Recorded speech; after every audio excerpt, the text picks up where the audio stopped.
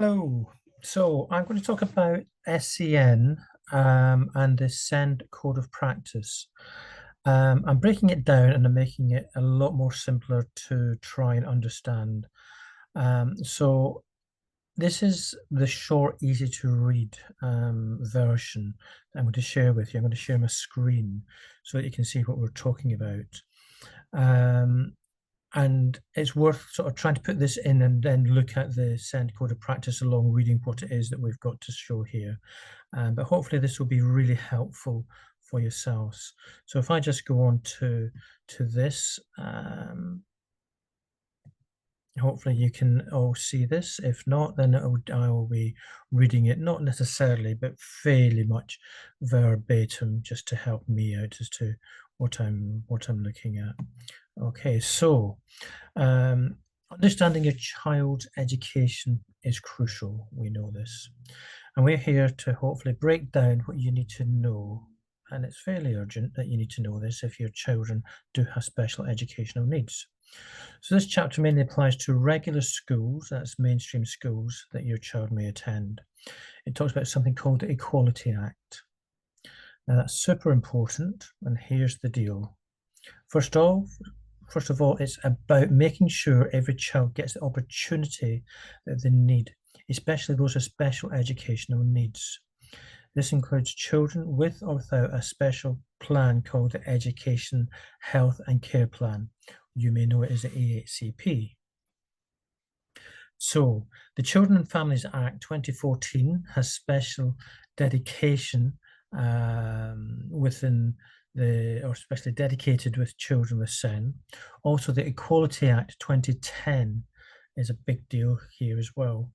Plus, there are some regulations called the Special Educational Needs and Disability Regulations 2014 we should know about as well. And I will break these down in future and further recordings later on.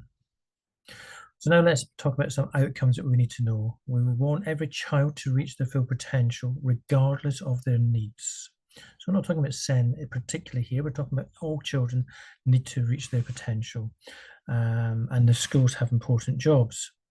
They need to do everything possible to support children with SEN.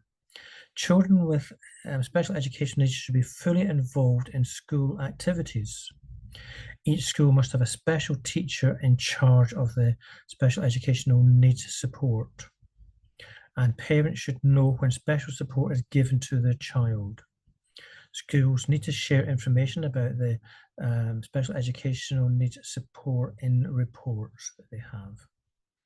And they must make sure disabled children have equal access to everything. Now, schools need to keep an eye on how well they're doing with the SEN, and this means making sure teachers are properly trained, checking how well children with special educational needs are doing, and figuring out if there are patterns in identifying the special educational needs.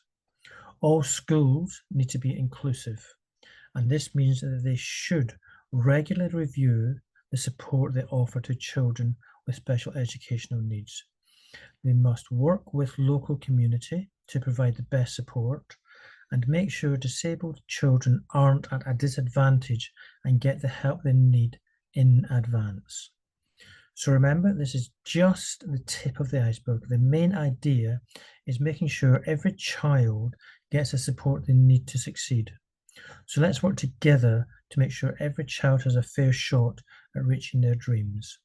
I will do another short video of the next stage, and I'll do 3 or 4 just so we're breaking it down a little bite size so that you can see where we're going. Thank you very much, and join me in the next episode of this.